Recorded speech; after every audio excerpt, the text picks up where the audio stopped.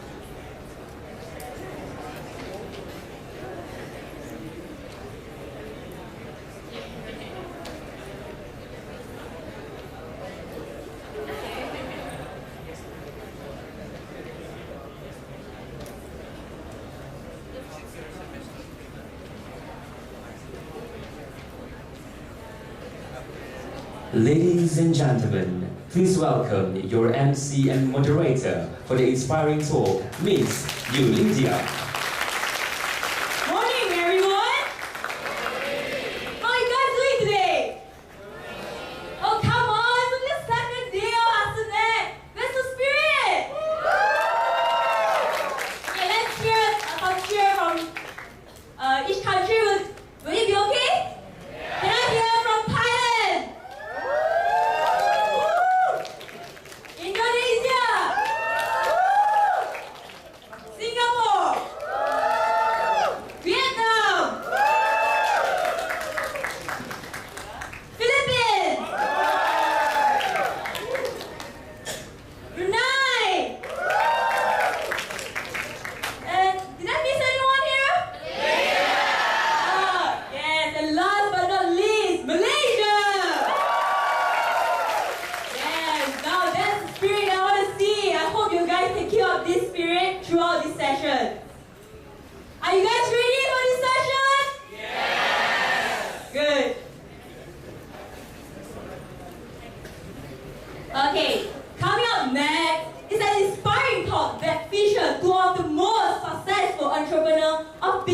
companies.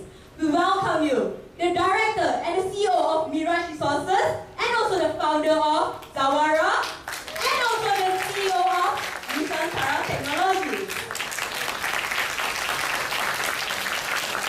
Oh, come on, can you hear a little louder? Yes, that's how it should be. Dear all, have you ever wondered what it takes to be like them today? How they actually start up their business? Are you guys excited and anticipate knowing the secret? Wow. Okay, without wasting any more time, let's begin the show. But before I pass over the floor to our honorable panel today, there are some rules and regulations that I would like to explain to the audience to take note during the talk. Ladies and gentlemen, I know it's like rules and regulation again. Don't worry, I'll keep it short and simple. Okay, each panel, however, there's a little, how to say, this session will be different because we have talk and also forum. For the CEO of Nusantara Technologies, he will be giving a talk while a forum will be conducted with the director of and the CEO of Mirage Resources. Therefore, a Q&A session will be held only after the sharing session by both panels. Audience of the floor that have any inquiries during the forum are required to wait until both panels finish in delivering their speech and only highlight it during the Q&A session, as questions raised during the session might cause an interruption. Ladies and gentlemen, a brief introduction about our Dr. Ghazali bin Muhammad, Dr. Yusuf. For your information, Dr. Ghazali served as Executive Chairman and Managing Director at Nusantara Technologies, and also known as Nusantech. For your information, Nusantech is a service provider in the test and inspection field with extensive experience in the oil and gas industry. Ladies and gentlemen, Nusantech can also provide you with an extensive range of service for your quality assurance and control needs. Besides, it also offers service to power generation and utilities. And their scope is still constantly expanding. Well, without wasting any more time, let us welcome our first panel of today. Yang berbahagia, Professor Dr. Ghazali Dr. Yusuf, the CEO of Nusantara Technologies today.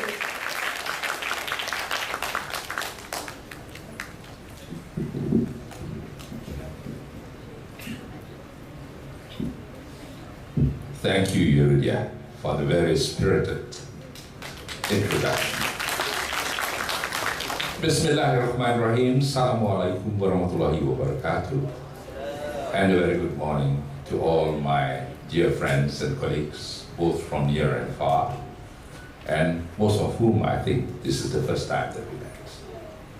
I'm very grateful to the organizers for inviting me, particularly to University of Science Malaysia for their invitation to invite me to share some experiences that I've undergone in my 50 years of corporate life. A couple of days ago, I celebrated my 70th birthday.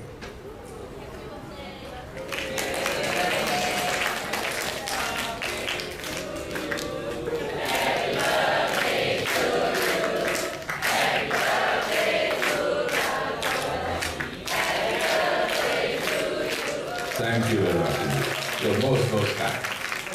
And of course, to my fellow panelists over there, whom I've just met, I'm sure we're going to enjoy their presentation. Now, my dear friends, and particularly my brothers and sisters from ASEAN, you are looking and listening to an incurable romantic. My first degree is in music. I only did economics at the University of Malaya and graduated from it in 1968. That was a very, very long time ago. I'm still active in the university. I'm very grateful to them for appointing me as an adjunct professor in the university, particularly in the field of entrepreneurship studies, international relations, and studies of the Malay civilization. I have an office there, and I lecture, and I supervise the thesis put forward, presented by the doctoral students from the university. I'm also involved with other universities as an adjunct professor. The government of Malaysia, through the Minister of Higher Education and the ministry, has just appointed me as one of the 22 corporate leaders as CEO at faculty programs. And I'm very grateful to the Malaysian government and very grateful to God, particularly, for giving me this opportunity. So now I'm involved with all the universities, government in Malaysia, as well as some private universities. I'm also involved as adjunct professor in universities in Indonesia, Singapore as a visiting lecturer with NUS, National University of Singapore, Iran, University of Tehran, Turkey, United Kingdom, Imperial College, and the United States of America with Lehigh University in Pennsylvania. Now, thank you for that applause. But why am I doing all this? My late father, he was a very senior civil servant. He retired as State Secretary of Perak. State Secretary means, for those from the other ASEAN countries, means that you are the head of the civil service of Malaysia, and in this case of Perak. He was before that the KSU, or the Secretary General, and those days, during the British time, it was called Permanent Secretary for the Ministry of Education in Malaysia. And he was, for a while, for about 4 years, Deputy High Commissioner for Malaya at that time, before Malaysia was formed, for education, and Director of the Malayan Students Department. So the whole family moved to London. And I studied in England for 4 years. I studied in a public school, a very, very prominent public school for a few of the British Prime Ministers studied. And it was these 4 years that formed my thinking and the way I think and the value systems which I've adopted. So when my father came back to Kuala Lumpur, I went back to school in the Victoria Institution. After that, I was in Anderson School, Ipoh. Then I joined the University of Malaya. And when I was at the University of Malaya, just like all of you here, I was very active in the Students' Union.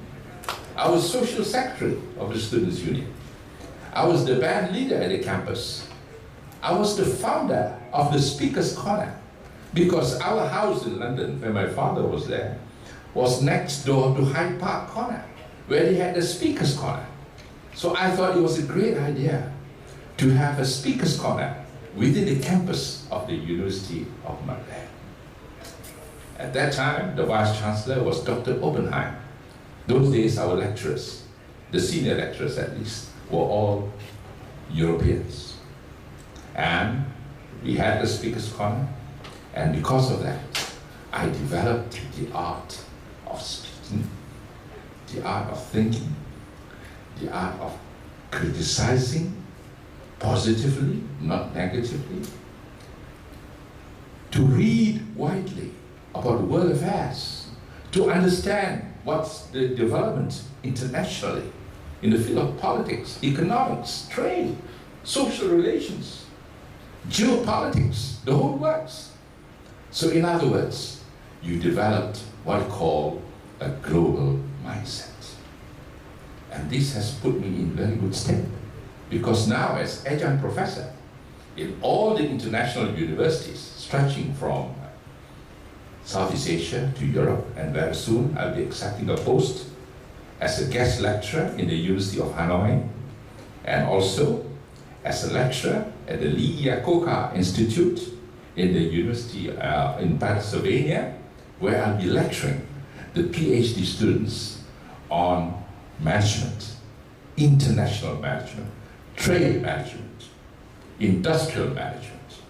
So you can see, what does this show? It shows one thing, that the average Malaysian, the average ASEAN citizen, if given the right opportunities, will be able to be competitive and intelligent enough to compete with the best in the world. You have that potential. And that is why, when this program was suggested to me, I grabbed at it.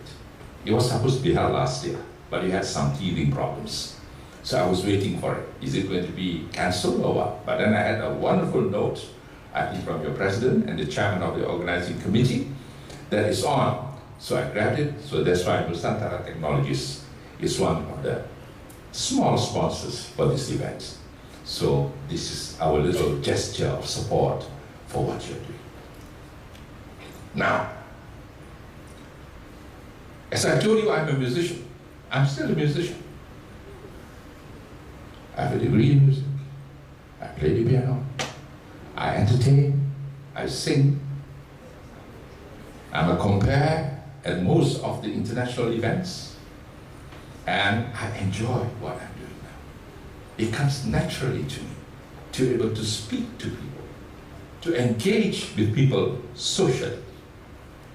Because the average ASEAN individual, the Southeast Asian personality, is basically a very, very sociable personality. Why? Because this part of the world is so diversified.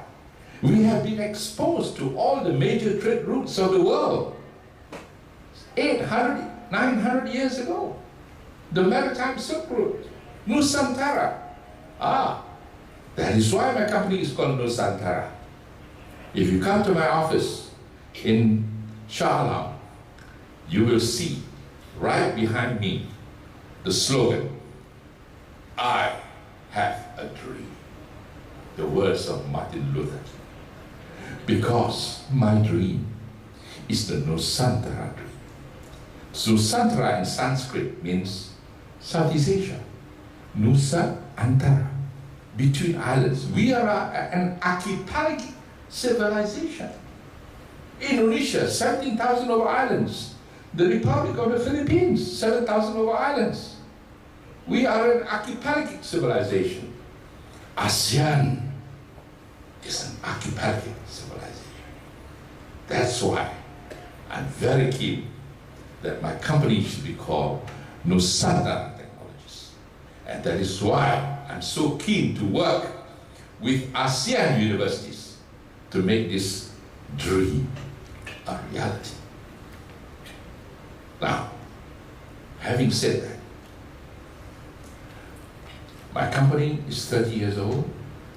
I started my company after I resigned from Dunlop. And you know why I resigned from Dunlop? Because when I was there, it was still a British company. I rose to the position of number 2. I can never be number 1 because it was a British company. So why am I wasting my time there? So I left the company and started Nusantara Technologies from a very small office with a staff of 3. Now I have over 200. I started with 1 engineer. I now have 186 engineers in my company. And they are all Malaysians, not even one foreigner. Because I want to prove to the world that we are a match for the best. The ASEAN personality is second to none. Now, talking about ASEAN. 1977 was a very, very big year for me. I was invited, at that time I was still in Dunlop. I was at that time the sales manager for the tire division of Dunlop Industries Berhad. It was still a British company, mind you, at the time. I was invited to represent the company because they were about to form the Rubber Industries Association of ASEAN. So I remember the day, September 27th, 1977. I landed in Manila for the first time. I stayed at the old Hilton Hotel near United Nations Avenue, near Luneta in Manila. It was a Sunday. I looked out of my hotel window. I saw a big crowd at the park. So I asked the concierge, why so many people? Sir, Sunday they have a concert and the families gather there to listen to this concert. Oh, I want to be there. So I went down, took a walk, and went to Luneta. And as I listened to the music, I saw the Filipinos who look very much like us, because you're all Malays, just like us. But because we come from the same civilization. As I went there, I saw the statue of Jose Rizal. I went to Rizal, to the statue. And because I was so proud that I'm now in the process of making ASEAN a reality, that passion that Jose Rizal had before he was executed at Luneta. I went to the statue. I asked him, Mr. Rizal, with your help and your blessings, and with God's blessings, I want to continue with this dream of Southeast Asia as a force to be reckoned with. And it is that pledge that I make to Jose Rizal on the 27th of September, 1977, at about 4:45 p.m., I still remember, that I made that pledge. And alhamdulillah, now I'm 70 years old. At that time, I was only 29 years old. Now I am 70. I've managed to slowly make this dream a reality. So there you are. You have to dream, my friends. You must have that passion in you, that driving force in you to make things happen. And it cannot happen in a much better situation than in ASEAN. Because ASEAN is a very high growth region with fantastic potential, both in terms of markets, in terms of natural resources, in terms of human capital development, and in terms of almost everything. Our diversity, look at the faces around you. Look at the various religions that surround you. This is our strength. We are going to be a very important component of the world process towards stability and economic development. And that is why I subscribe to the dream of Jose Rizal and the ASEAN dream. And now, with all these gifts that Allah has given me, I want to put it to good work. Now, when I left Dunlop, I started Nusantara Technologies with just a staff of 3, and it gradually grew to 200. My late father told me 3 things. Ghazali, remember that what you are and what you become is not because of you. It's because God allows you to be that. In His words, bukan kerana kamu, kerana Allah Subhanahu wa Ta'ala izinkan kepada kamu. So don't you ever forget God when you make progress in life.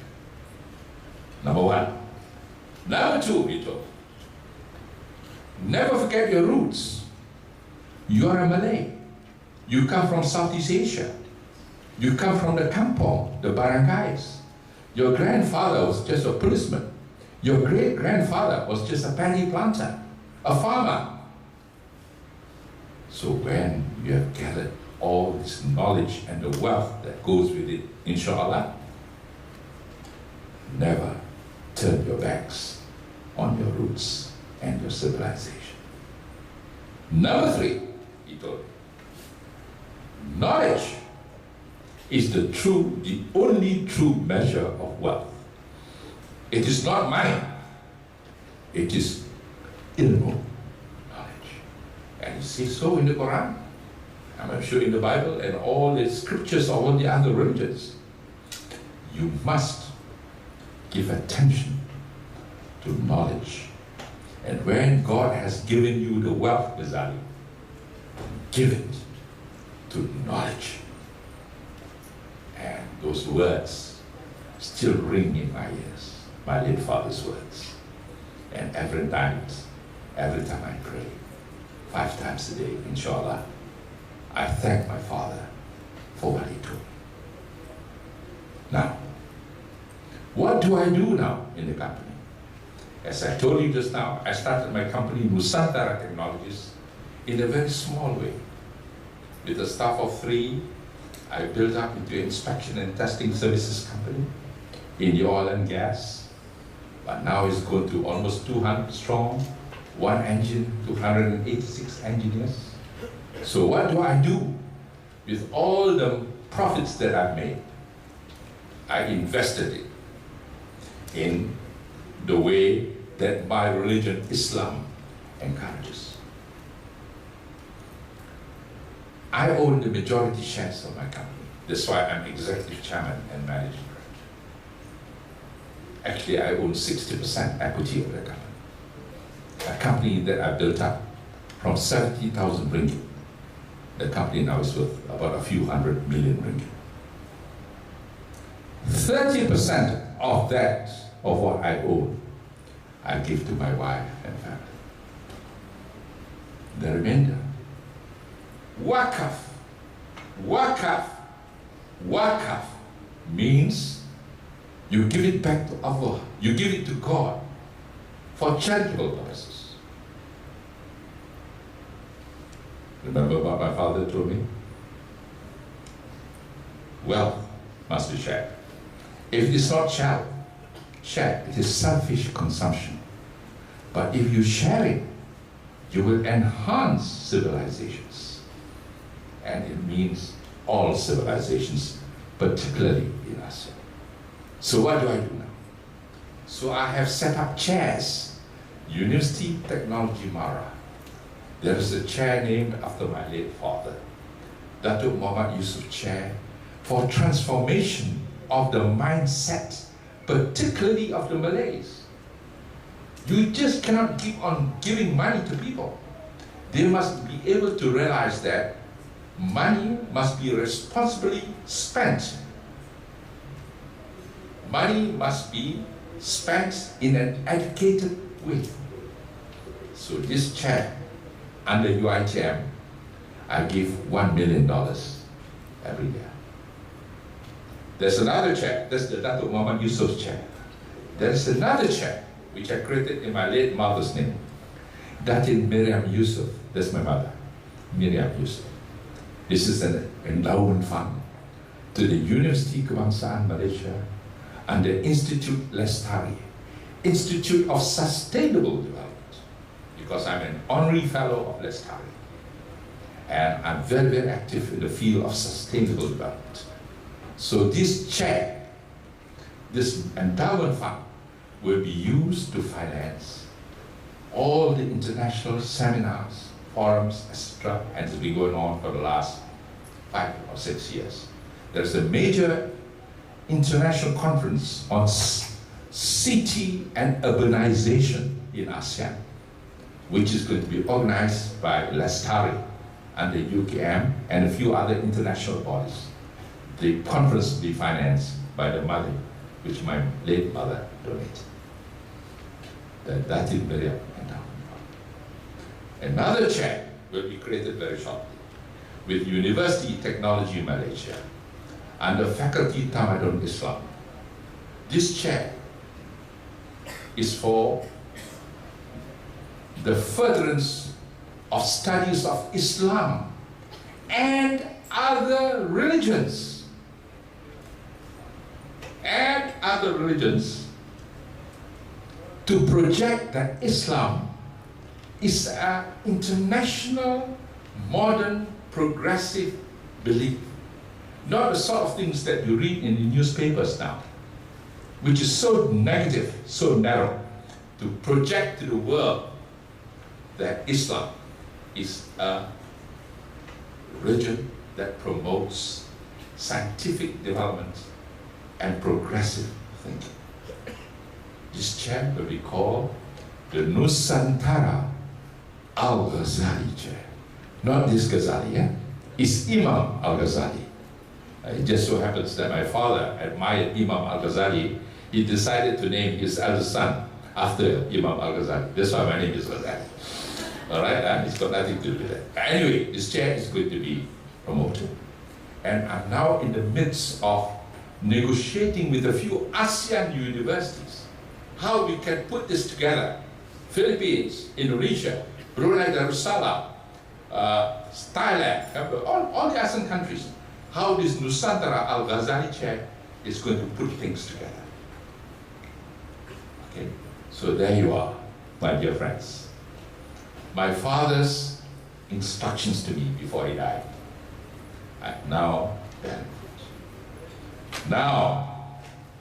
I'm looking at University of Science Malaysia, USM. Maybe we can start talking. Because, as I said, harta saya wakafkan. Saya tidak mau.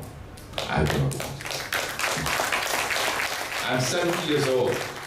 I do not know how long more I've got, but the company I've created will be, hopefully, inshallah, God willing, carry on.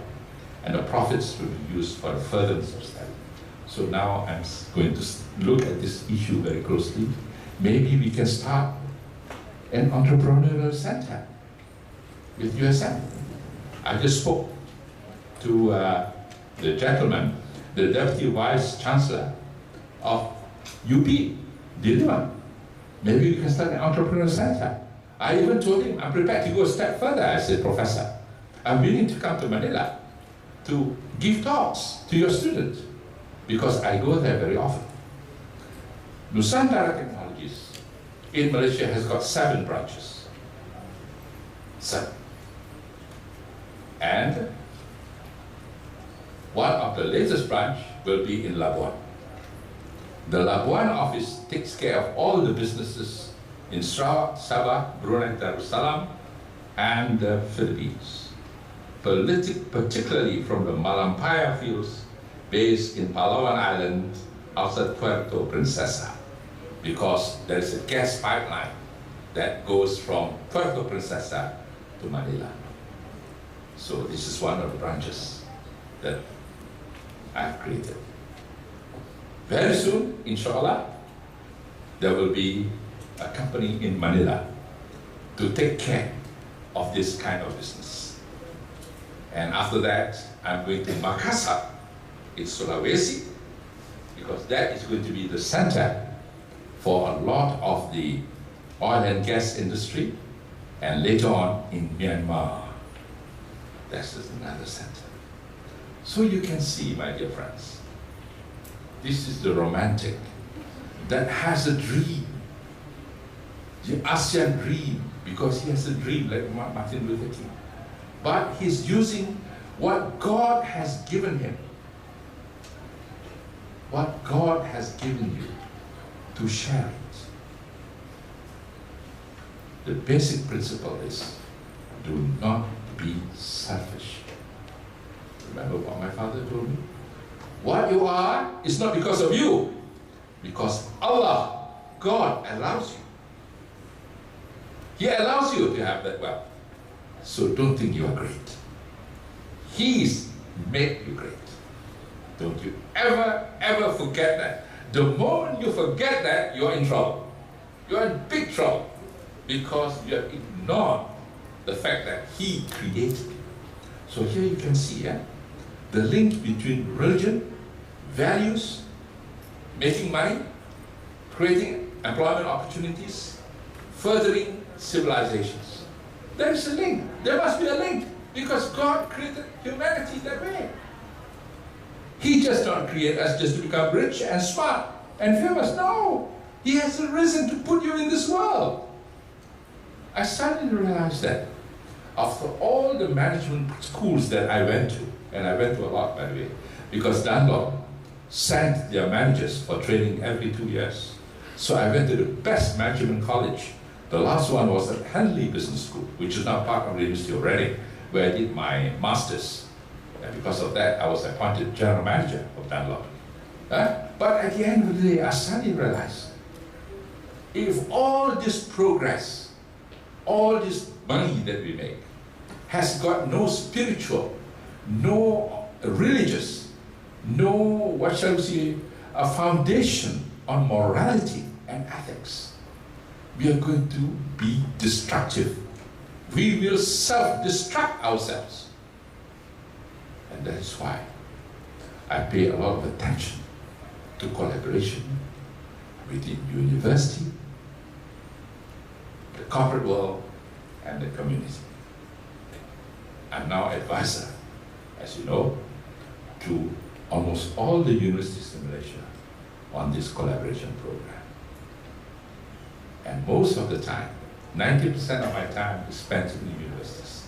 Alhamdulillah, my company is doing well. My son is taking over the company. He's been with me now almost 17 years.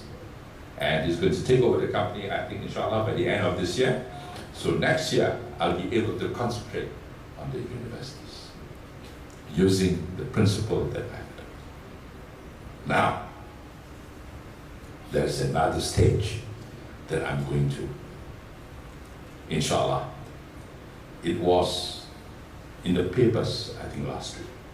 I signed a memorandum of agreement with UTM, University Technology Malaysia in Skudai, under UTM Tech, whereby my company will establish a laboratory within the campus of the university. In other words, the business that I do with Johor and Singapore, particularly with Singapore Technologies under Temasek and under Singapore Test Services, because by the way, for the Singaporeans, my company has a very close collaboration with Temasek because we work closely together. We have joint marketing programs, joint research programs. So this particular laboratory will be a joint venture between Nusantara Technologies, 50%, University Technology Malaysia, and the UTM Tech, 50%. And all the businesses that we generate on that part of the country will be shared equally between the university and my company. Now, isn't that sharing?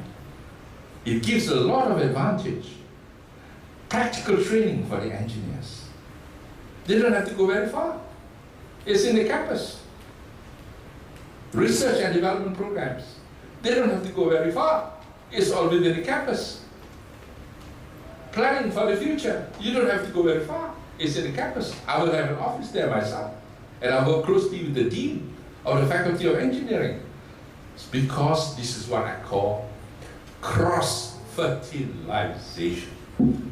The time has come, I believe, that academia, the corporate world, and the community must cross-fertilize, must create an animal which is able to adapt itself and become relevant to the needs of the country. I get fed up sometimes when I listen to critics, particularly from the corporate world, to say that we are not producing the right kind of graduates, we are not relevant, we are not this. It's so negative. I always tell my corporate friends, do you realize that we are actually a major part of the solution? So there you go. So now when you have all this foundation, what do you create at the end of the day? You will create individuals who will become potential employers of people. You become entrepreneurs. You will learn the real things, the real business. And this is an area that I'm very familiar with because for 30 years, I was on the board of MIDA, the Malaysian Investment Development Authority, which plans the entire investment process of Malaysia and indeed of how we link with ASEAN. So I'm very, very knowledgeable in this. So because of this experience, I want now this process of cross-fertilization between universities, the corporate world, and the community to come together so that we'll produce what we call a wholesome graduate. Now, this is just the first stage. So now you've heard from me how I worked to put university and the corporate world together. Now comes the other stage. I'm now advocating in my capacity as CEO at faculty level for all the public universities in Malaysia that captains of industry be involved in the academic process, not directly, but indirectly as adjunct professors. Now, I'm currently now adjunct professor in 6 universities. University of Malaya, UC Malaysia Terengganu, University Technology Malaysia, Muhammadiyah Universities Republic of Indonesia, University of Tehran in Iran, and very soon in the Imperial College, London. What do I teach? I don't teach. I share. Because I'm an adjunct professor. I don't have what you call a real PhD. No. My PhD is from my experience, but I share that experience. And because of that, alhamdulillah, all the theses on entrepreneurship from the universities I mentioned, I have a look at it and I give my comments, looking at it from the point of view of the private sector with a view towards entrepreneurship. Therefore, with this connection and my experiences and links with the corporate world and the chambers of commerce, I will be able to advise you, if should you become an entrepreneur, what are the lessons that you must learn? What are the things that you must acquire? What are the experiences that you must go through to be able to become a success? Recently, the International Chamber of Commerce and Industry have initiated a program whereby university students, that means yourself, particularly in Malaysia, and I'm sure it's also a very good idea for the ASEAN universities, can become special members of the Chambers of Commerce, particularly of the International Chamber of Commerce. Now, through this membership, you'll be able to join them in all the activities, except one. You cannot run for office. You cannot become, of course, a council member, or you cannot become a president or vice president. Cannot. But in all the activities, you can participate. And I'm going beyond that. I'm going to suggest to the Malaysian government that university, particularly at Deputy Vice Chancellor level, be allowed and welcome to serve on the economic planning process of the country, so that whatever the country's plans are in economic development, the university will know what is the role that they have to be played, that has to be played, to make it relevant. So there you are. So you can see here, this entrepreneurship program, this entrepreneurship process, is just not to say, I want to go into business. No. It is creating the right mindset to do business and to understand what is required in this mindset to be able to be successful in business. And the best people to teach you are the practitioners who are doing their business. I serve, by the way, on the Malaysia-Singapore Council. And I've just been made chairman of the education committee of this council. So now, you will find out soon, very shortly, there will be a special committee that will look at collaboration between Malaysia and Singapore universities. As I told you, I'm very active in among Singapore universities, especially with NUS, Nanyang, and also the Institute of Southeast Asian Studies, because we need to understand, what shall we say, the thinking of our neighbors, particularly of Singapore, which is a very fast, advanced economy, and a very, very advanced economy. And as you know, the NUS is one of the top universities in the world. So I told them, can we sit down and share experiences? And they have agreed. So there will be a meeting very shortly between Malaysian and Singapore universities. I go to Singapore very often, simply because of my business connections with Singapore Technologies, which is part of the Temasek group of companies. There. Now, that's just one. Entrepreneurship, yeah? I've set up the laboratory at University Technology Malaysia, my company, and I'm also looking at other laboratories doing the sort of work with other universities in Malaysia. Perhaps the USM can be one of them. I'm open to discussions.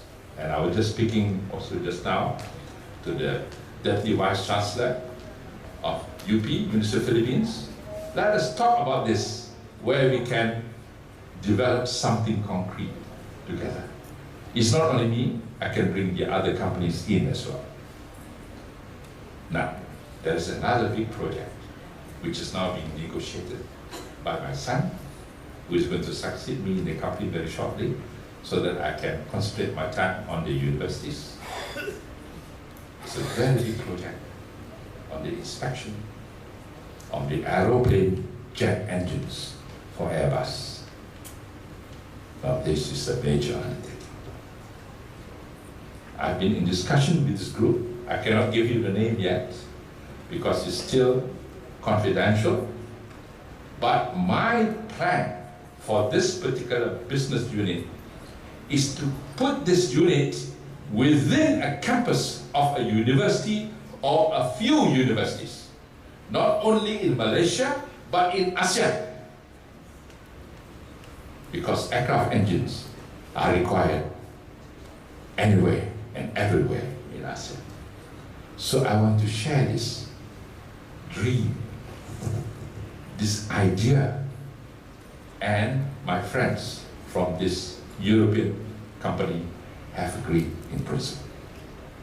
I want to make this an ASEAN University, ASEAN Industrial Project, because aircraft technology is not only applicable to aircraft engines, but to other things as well, such as marine, power. And power means all sorts of power.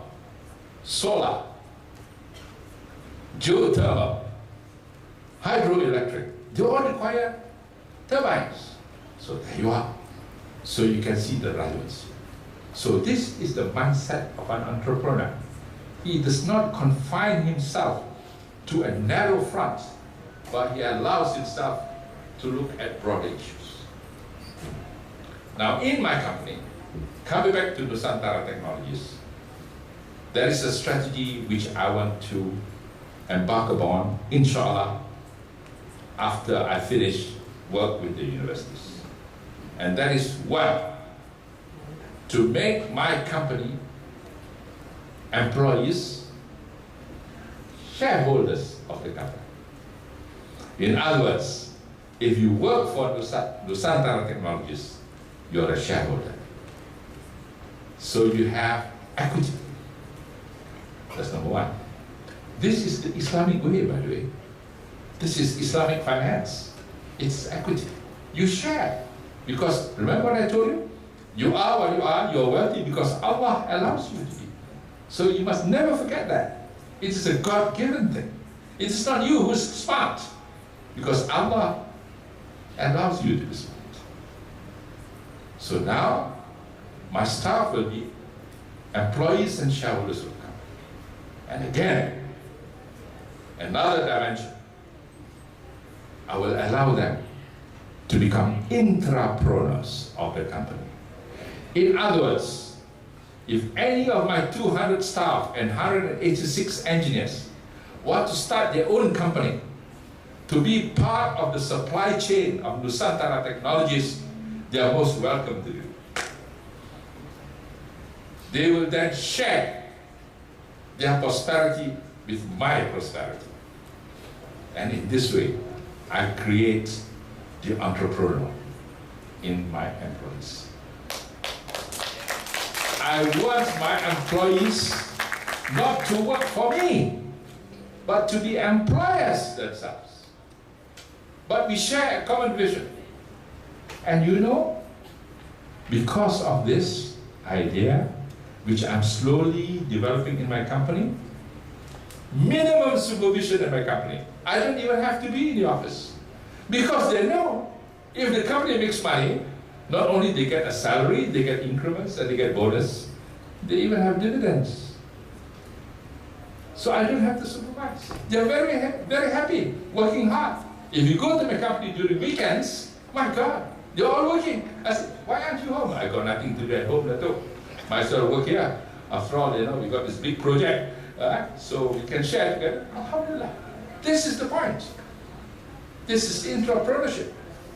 So it takes care of my management. It takes care of my, what shall we say, marketing development. It takes care of my human resource development. Because what I've done is, I've created an organization of employers working towards a common cause. So there you go. So this to me is the new way of thinking towards entrepreneurship. And this, I think, what I've done in Nusantara Technologies is a microcosm of what can be.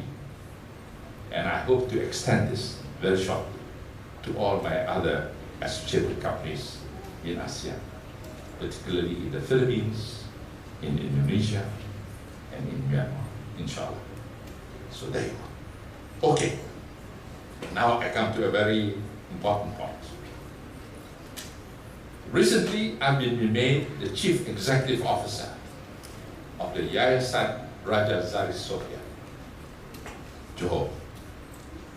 Zari Sofia is the Queen of Johor. She's an educated lady, Oxford graduate, speaks 5 languages, French, Mandarin, Spanish, of course, Bahasa Malaysia, and English. Very intelligent.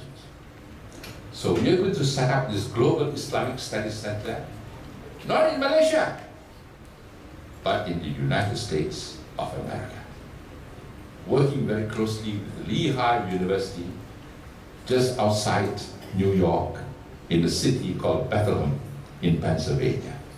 Lehigh University is, I believe, one of the top private universities in the United States. I believe they're number 4 or number 5.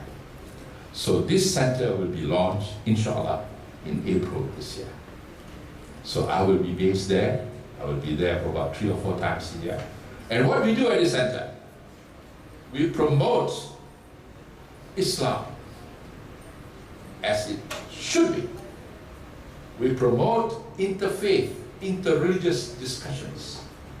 We promote forums, joint projects with leading universities on Islamic studies.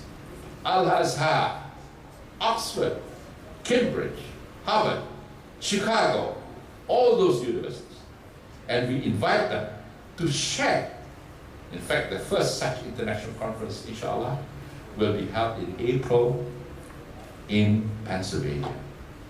I believe the date is 23rd and 24th. Where we're going to invite all the leading Muslim scholars to come together and talk about the real Islam. But most importantly, I've not forgotten about entrepreneurship in Islam. So we're going to have speakers on Islamic finance. We're going to have speakers from Islamic business schools. We're going to invite a few from Medina, Makkah, Al-Azhar, Istanbul.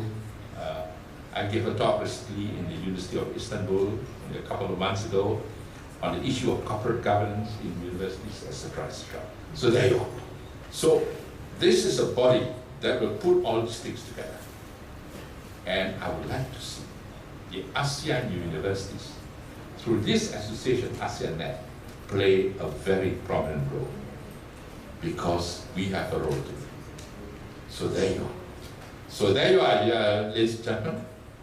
I have nothing more to say, except that I thank God that I've been put in this position to take the lead in a lot of issues, and that I'm very grateful to God for putting me in touch with such wonderful people. And most importantly, I'm very proud of the fact that I'm now within a very dynamic ASEAN. I remember that day, September 27th, 1977, when I went to Luneta and saw the statue of Jose Rizal. And I saluted that man, because he inspired in me the feeling of ASEAN. To me, that's so important, because at the end of the day, what makes a man go on like me, I've just celebrated my 70th birthday, is this dream, this vision, this romanticism in me to make things happen. And Alhamdulillah, God has given me the wealth that I can share. So I've created a few chairs, and as I've told you, I donate 60% of my wealth under Waqaf for universities under the various chairs that has been created. I look forward to maybe working with USM to create a meaningful chair under this ASEANNet. And I look forward, of course, to the fact that we can share and share and share of knowledge and common history. So there you are. These are my words. Carry on. You're most welcome to liaise with me in case you have any ideas that we wish to share with me. Maybe we can put it to work together, not maybe directly with me, but with the universities that I'm involved in. I'm traveling most of the time. Every other week, I'm on a plane to some university. I'm looking forward to my assignment in Hanoi, with the University of Hanoi, because they've asked me to present, to be a lecturer, a guest lecturer in trade flows and investment between the Asia-Pacific region. I find this a very fascinating subject. By the way, I read a lot, just for your information. I have 25,000 books in my library. I read 3 to 4 books a week. And I've donated most of my books to a few universities in Southeast Asian region. And most importantly, of course, what I've done is I have Waqaf whatever wealth I have. And I've just been a board member of the Waqaf Foundation of Malaysia, which looks at wealth in a slightly different way from capitalism. Because we view wealth in Islam as a God-given trust, which we must not abuse. We must return it back to God by way of charity. So that's why I'm here today, giving my best to share with you. And I'll be more than happy later on to answer any questions that you may wish to reach. So thank you USM for inviting me. Thank you committee for inviting me. Assalamualaikum warahmatullahi wabarakatuh. May God be with you always. Thank you. Thank you, Dato', for such a romantic sharing. Now, ladies and gentlemen, remember, you have to dream. You have to be there to dream. But don't just dream lah. You have to have the passion to realize the dream also. And don't be selfish to share your knowledge, your entrepreneurship skill to everyone. Because through sharing, you gain something. Ladies and gentlemen, to be an entrepreneur is not really easy. It takes not only an idea, but it takes also creativity and capital. Okay, coming up next is a forum, like I said earlier, because there are some changes in this session, so we have a talk and also a forum. So, coming up next, we have a forum with the director and the CEO of Mirage Resources, and also the founder of Zawara. Ladies and gentlemen, here's a little brief introduction about the Mirage Resources and also the Zawara. For your information, Mirage Resources Sdn Bhd is a Malaysian-based private limited company ventures in network marketing, distribution, and retail of apparels. While Zawara is a clothing line that specializes in stylish, modest, elegant, and fashionable apparels that are handcrafted using a high-quality fabric such as satin silk, chiffon, silk, and cotton. Well, without wasting any more time, let's start the forum session.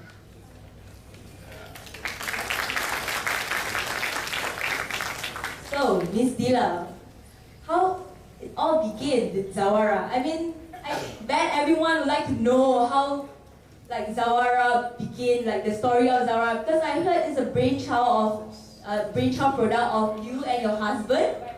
Oh, you're sorry, your brother. I'm so sorry. Oh my God, I'm being nervous actually. Sorry. Alright. Can you explain? Okay, alright. First of all, thank you so much USM and ASHANET for inviting me as a speaker for this forum. So, like Dato' mentioned earlier, it all started with a dream. So my dream was to be rich. So why not? So I didn't know how, but we just started. So without much capital, so you just have to start somewhere. So in 2009, we started our first business from a kiosk, a very small kiosk in quite a prominent shopping mall in Sunway, it's Sunway Pyramid, and we sold electronic products. From there, we developed the business and replicated the same kiosk concept to a few locations. And within about 2 years from we first started, we managed to open around 30 kiosks all around Malaysia. Alright, and then it was maybe a first timer, kind of maybe a luck for us, and also hard work and determination, of course. So by 2012, we decided to really make business not just a short-term profit-making entity, but we want to create an empire for a long-term, so that it can go on for generations and generations. So in 2012, for the kiosk,